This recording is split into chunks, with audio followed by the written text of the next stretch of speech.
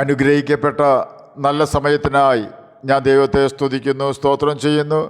ദൈവവചനം ശ്രവിച്ചുകൊണ്ടിരിക്കുന്ന എല്ലാ ദൈവമക്കൾക്കും വീണ്ടും വരാമെന്ന് അരുളി ചെയ്തവനായ കർത്താവായ യേശു ക്രിസ്തുവിൻ്റെ ധന്യനാമത്തിൽ ഞാൻ എൻ്റെ സ്നേഹവന്ദനം അറിയിക്കുന്നു. ഇന്നത്തെ അല്പസമയത്തെ ചിന്തയ്ക്കായി 26-ാം സങ്കീർത്തനം 1-ാം വാക്യം നമുക്ക് വായിക്കാം. യഹോവേ, എനിക്ക് ന്യായം പാലിച്ചു തരയണമേ. ഞാൻ എൻ്റെ നിഷ്കളങ്കതയിൽ നടക്കുന്നു. ഞാൻ ഇളകാതെ യഹോവയിൽ ആശ്രയിക്കുന്നു. അനുഗ്രഹിക്കപ്പെട്ട ഒരു വേദവാക്യമാണ് നാം ഇപ്പോൾ കേട്ടത്. 25-ാം സങ്കീർത്തനത്തിൽ സങ്കീർത്തനക്കാരൻ തൻ്റെ ലംഘനങ്ങളെ ഓർക്കരുതേ, എൻ്റെ മനപ്പീഡകൾ വർദ്ധിച്ചിരിക്കുന്നു എന്നെല്ലാം പറയുന്നുണ്ട്. അതിൽ താനൊരു കുറവുള്ള മനുഷ്യനാണെന്ന് അംഗീകരിക്കുന്ന വാക്കുകൾ നമുക്ക് കേൾക്കുവാൻ കഴിയും. എന്നാൽ 26-ാം സങ്കീർത്തനത്തിൽ ദൈവത്തോട് അവൻ പറയുകയാണ്, എന്നെ പരീക്ഷിച്ച് ശോധന ചെയ്യണമേ എന്ന്. 26-ാം സങ്കീർത്തനം ശൗലിൻ്റെ നിമിത്തം താൻ നേരിടുന്ന പ്രതിസന്ധികളിൽ നിന്നും ന്യായം പാലിച്ചു തരയണം എന്നാണ് ദാവീദ് കർത്താവിനോട് പറയുന്നത്. എന്നാൽ 25-ാം സങ്കീർത്തനം താൻ ബത്ശബയോട് ചെയ്ത പാപനിമിത്തം കഷ്ടതയിലായിരുന്ന സമയത്തെ പ്രാർത്ഥനയാണ്. എന്തു തന്നെയായിരുന്നാലും 26-ാം സങ്കീർത്തനം 1-ാം വാക്യത്തിൽ സങ്കീർത്തനക്കാരൻ പറയുകയാണ്, യഹോവേ, എനിക്ക് ന്യായം പാലിച്ചു തരയണമേ. ഏതൊരു പൗരനും ഒരു പ്രശ്നമുണ്ടാകുമ്പോൾ രാജ്യത്തെ പോലീസ് സ്റ്റേഷനിൽ പരാതി കൊടുക്കുവാൻ സാധിക്കും. അവിടെ നിന്നും ഉചിതമായ നടപടി ഉണ്ടാകും. എന്നാൽ പരാതി രാജ്യം ഭരിക്കുന്ന രാജാവിനെതിരെയാണെങ്കിൽ ആർക്ക് പരാതി കൊടുക്കും? ഭൂമിയിലെ ആർക്കും നമ്മെ സഹായിച്ച് നീതി നടത്തി തരുവാൻ സാധിക്കാത്ത സമയത്ത് നീതി നടത്തി തരുവാൻ കഴിയുന്ന ഒരുവനാണ് കർത്താവായ യേശു ക്രിസ്തു. സങ്കീർത്തനക്കാരൻ പറയുകയാണ്, ഞാൻ എൻ്റെ നിഷ്കളങ്കതയിൽ നടക്കുന്നു. ഞാൻ ഇളകാതെ യഹോവയിൽ ആശ്രയിക്കുന്നു. നിഷ്കളങ്കതയിൽ നടക്കുക എന്നാൽ ഇംഗ്ലീഷിൽ for I have led a blameless life എന്നാണ് രേഖപ്പെടുത്തിയിരിക്കുന്നത്. തെറ്റായ കാര്യങ്ങളൊന്നും ചെയ്യാതെ ദൈവവചനത്തിന് അനുസൃതമായി ദൈവവചനം അനുസരിച്ച് മാത്രമാണ് താൻ ജീവിക്കുന്നത് എന്നാണ് താൻ കർത്താവിനോട് പറയുന്നത്. തന്നെയുമല്ല, താൻ യഹോവയിൽ ഇളകാതെ ആശ്രയിക്കുന്നു എന്നും കർത്താവിനോട് പറയുകയാണ്. ഇളകാതെ ആശ്രയിക്കുക എന്നാൽ യഹോവയിൽ നിന്നും അഥവാ യേശുവിൽ നിന്നും സഹായം ലഭിക്കുവാൻ താമസിക്കുമ്പോൾ മറ്റു വ്യക്തികളിൽ നിന്നും സഹായം ലഭിക്കുന്നതിനായി ദൈവത്തെ ഉപേക്ഷിച്ച് പോകാതെ ദൈവത്തിനായി കാത്തിരുന്നു എന്നും ദൈവവചനത്തിനെതിരെയോ ദൈവത്തിന് തന്നെ എതിരെയോ ജീവിച്ച് പാപം ചെയ്യാതെ യഹോവയെ തന്നെ കാത്തിരുന്ന് അവൻ കൊടുക്കുമ്പോൾ മാത്രം സഹായം മേടിക്കും എന്നുമാണ് അർത്ഥമാക്കേണ്ടത്. നാം ഇപ്പോൾ കേട്ട കാര്യങ്ങൾ പരിശോധിച്ചാൽ ഒരു ഭക്തൻ അഥവാ ഭക്ത എപ്രകാരം പ്രാർത്ഥിക്കണമെന്നതിനെക്കുറിച്ചൊരു അറിവ് ലഭിക്കും. നമ്മുടെ കർത്താവായ യേശു ക്രിസ്തു നമ്മുടെ പ്രാർത്ഥന കേൾക്കുന്നവനാണ്. ആരെല്ലാം നമ്മെ കണ്ടില്ലെന്ന് നടിച്ചു മാറി കടന്നു പോയാലും നാം അവർക്കെതിരെ പരിഭവിച്ചിട്ട് കാര്യമില്ല. ദൈവമാണ് വ്യക്തികളുടെ മനസ്സിനെ നമുക്ക് അനുകൂലമാക്കി തരേണ്ടത്. തന്നെയുമല്ല, ഏലിയാവിനോട് ദൈവം പറഞ്ഞത്, ഞാൻ സാറാഫത്തിലെ വിധവയോട് നിന്നെ പോറ്റുന്നതിനായി കൽപ്പിച്ചിട്ടുണ്ടെന്നാണ്. എന്നാൽ ഏലിയാവ് വിധവയുടെ ഭവനത്തിൽ ചെന്നപ്പോൾ വിധവയ്ക്ക് വലിയ വീടും കാര്യങ്ങളും എല്ലാം ഉണ്ടായിരുന്നെങ്കിലും ക്ഷാമം മൂലം മാളിക വീടിൻ്റെ ഉടമസ്ഥയായ വിധവയുടെ അടുക്കള കാലിയായിരുന്നു. ഒരു പിടി മാവും അല്പം എണ്ണയും മാത്രമേ ആ കൊട്ടാരത്തിലുണ്ടായിരുന്നുള്ളൂ. തന്നെയുമല്ല, ആ അല്പം മാവ് കൊണ്ട് അവരുടെ അവസാന ഭക്ഷണം ഉണ്ടാക്കുവാനുള്ള തയ്യാറെടുപ്പിലായിരുന്നു ആ വിധവ. ആത്മഹത്യ ചെയ്യുകയല്ലാതെ ആ വിധവയ്ക്ക് മറ്റൊരു മാർഗവും ഉണ്ടായിരുന്നില്ല. എന്തുകൊണ്ടായിരിക്കാം കരീത്തത്തോട് ഏലിയാവിൻ്റെ മുമ്പിൽ പറ്റിയത്? കാക്കയുടെ വരവ് എന്തുകൊണ്ടായിരിക്കാം നിന്നത്? അത് ഏലിയാവിൻ്റെ മുമ്പിൽ വിറക് പെറുക്കിക്കൊണ്ടിരുന്ന സറാഫത്തിലെ വിധവയുടെ ഹൃദയവേദന അറിയുന്നവനായ കർത്താവ് ആ വിധവയെ ആത്മഹത്യയിൽ നിന്നും രക്ഷിക്കേണ്ടതിന് വേണ്ടിയായിരുന്നു അത്. വിധവയാണ് ഏലിയാവിനെ പോറ്റിയതെന്ന് വിധവയ്ക്കോ താൻ തൻ്റെ കൈമിടുക്കോടെയാണ് ജീവിച്ചതെന്ന് ഏലിയാവിനോ പറയുവാൻ ദൈവം അനുവദിച്ചില്ല. ദൈവം പ്രവർത്തിക്കുന്നത് ഇപ്രകാരമാണ്. വിധവയും മകനും ഏലിയാവും ആ ഭവനത്തിൽ ആരെല്ലാം വന്നുവോ അവരെല്ലാവരും കലത്തിലെ ഒരു പിടി മാവും ഭരണിയിലെ അല്പം എണ്ണയും കൊണ്ട് സുഭിക്ഷമായി ആഹാരം കഴിച്ചു. മഹത്വം ആരും എടുക്കാതിരിക്കേണ്ടതിന് മാത്രമാണ് നമ്മെ സഹായിക്കുമെന്ന് നാം പ്രതീക്ഷിക്കുന്ന പലരും മാറി കടന്നു പോകുന്നത്. നമ്മുടെ ആശ്രയം യേശുവിൽ തന്നെ ആയിരിക്കണം എന്ന ഉദ്ദേശവും ദൈവത്തിൻ്റെ പദ്ധതികളിൽ അടങ്ങിയിട്ടുണ്ട്.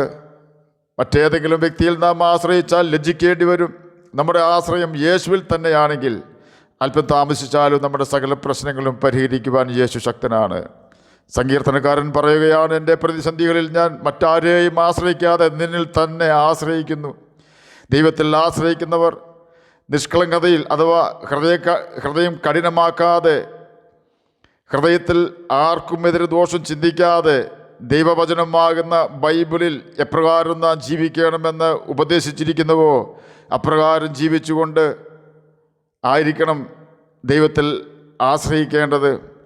നിഷ്കളങ്കത എന്ന വാക്ക് മലയാളികൾക്ക് വളരെ പരിചയമുള്ള വാക്കാണ്. എന്നാൽ അതിൻ്റെ അർത്ഥം പലപ്പോഴും നാം വേണ്ടവണ്ണം മനസ്സിലാക്കി കാണുകയില്ല എന്നാണ് ഞാൻ ചിന്തിക്കുന്നത്. കളങ്കമില്ലാത്ത ഹൃദയത്തിൻ്റെ ഉടമയാണ് നിഷ്കളങ്കർ. കപടം ഇല്ലാത്ത ഹൃദയത്തിൽ, അകൃത്യം കരുതാത്ത, വിശുദ്ധിയിൽ ജീവിക്കുന്ന, ദൈവത്തിൻ്റെ കൽപ്പനകൾ പ്രമാണിച്ചുകൊണ്ട് ജീവിക്കുന്ന, തെറ്റായ കാര്യങ്ങൾ ചെയ്യാതെ ജീവിക്കുന്ന ജീവിത രീതിയാണ് ബ്ലെയിംലെസ് ലൈഫ് അഥവാ നിഷ്കളങ്കത എന്നതുകൊണ്ട് അർത്ഥമാക്കുന്നത്. അപ്രകാരം ജീവിക്കുന്ന ഒരു വ്യക്തിയാണ് താൻ എന്ന് സങ്കീർത്തനക്കാരൻ ദൈവത്തോട് പറയുകയാണ്. അവൻ്റെ ആവശ്യം അവനെ പ്രതികൂലത്തിൽ നിന്നും ദൈവം രക്ഷിക്കണം എന്നതാണ്. ഏകദേശം 13 വർഷത്തോളം അവൻ സങ്കടപ്പെട്ട് കരഞ്ഞു. ശൗൽ രാജാവിൻ്റെ പീഡനം മൂലം അപ്പോഴെല്ലാം അവൻ ദൈവത്തോട് നിലവിളിച്ചു. ദൈവം അവനോട് കൂടെ ഇരുന്ന് ശൗലിൻ്റെ കയ്യിൽ നിന്നും അവനെ രക്ഷിച്ചു. ശൗലിൻ്റെ ഉപദ്രവം ദൈവം നിർത്തിയില്ല. എന്നാൽ കർത്താവിൻ്റെ സമയമായപ്പോൾ ദൈവം ദാവീദിനെ ഇസ്രായേലിൻ്റെ രാജാവാക്കി ഉയർത്തി. ശൗലിൽ നിന്നും രക്ഷ നേടുക എന്ന ആഗ്രഹമേ ദാവീദിനുണ്ടായിരുന്നുള്ളൂ. എന്നാൽ രാജ്യത്തിൻ്റെ രാജാവാക്കുവാൻ ദൈവം അവനെ തന്നെ തിരഞ്ഞെടുത്തു. ദാവീദിൻ്റെ പ്രാർത്ഥനയ്ക്ക് പൂർണ്ണ തോതിലുള്ള മറുപടി ലഭിക്കുവാൻ അല്പം താമസിച്ചു എന്നേ ഉള്ളൂ. മറുപടി ലഭിച്ചപ്പോൾ തന്നെ ആഗ്രഹിച്ചതിലും നനച്ചതിലും അത്യന്തം പരമായ ദൈവം അവനെ ഉയർത്തി. തൻ്റെ മകനെ ഒരു സുവിശേഷകനാക്കണമേ എന്നായിരുന്നു ആ മാതാവിൻ്റെ പ്രാർത്ഥന. അവൻ്റെ അമ്മ പ്രാർത്ഥിച്ചു തുടങ്ങിയപ്പോൾ അവൻ 15 വയസ്സിൽ തന്നെ ഒരു ബാങ്കിൽ ജോലിക്ക് പോകുവാൻ തുടങ്ങി. തന്നെയുമല്ല, അവൻ തൻ്റെ പ്രാർത്ഥനാ ജീവിതം തന്നെ ഉപേക്ഷിച്ചു. ദൈവമക്കളെ വിമർശിക്കുന്നതിലാണ് ഇപ്പോൾ അവൻ സന്തോഷം കണ്ടെത്തുന്നത്. അവൻ്റെ മാതാവിന് ഇത് വലിയ ഹൃദയവേദനയുണ്ടാക്കി.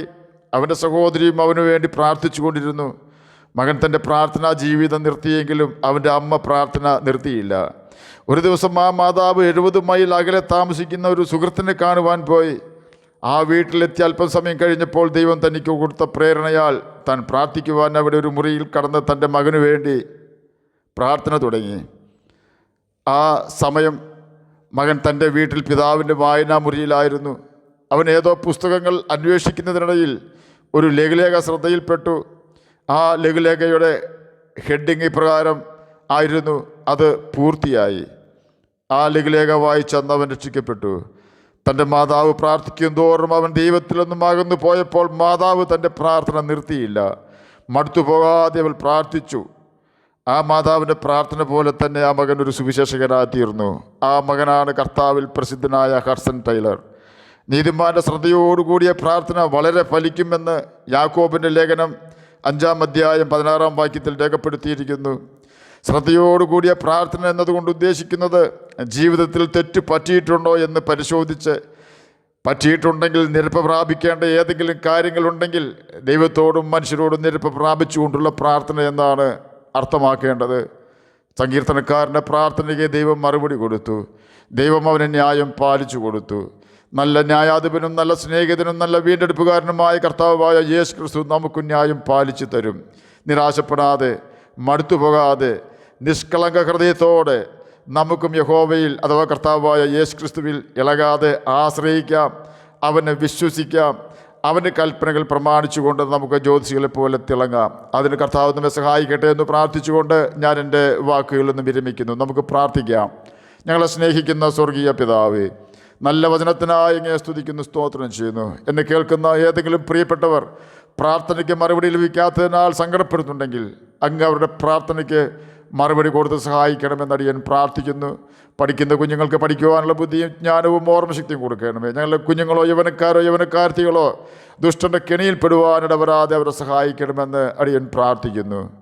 അങ്ങയുടെ വചനം പ്രമാണിച്ച് ജ്യോതിഷികളെപ്പോലെ തിളങ്ങുവാൻ അടിയനെ കേൾക്കുന്ന അങ്ങനെ കുഞ്ഞുങ്ങളെ സഹായിക്കണമേ. രോഗത്താൽ ഭാരപ്പെടുന്നവർക്ക് രോഗസൗഖ്യം കൊടുക്കണമേ. ഞെരുക്കമുള്ളവരുടെ ഞെരുക്കം അങ്ങ് മാറ്റി കൊടുക്കണമേ. പ്രാർത്ഥന കേട്ടതിനായി സ്തോത്രം. യേശുവിൻ്റെ നാമത്തിൽ തന്നെ ആമേൻ. കർത്താവ് എല്ലാവരെയും അനുഗ്രഹിക്കട്ടെ. സ്തോത്രം.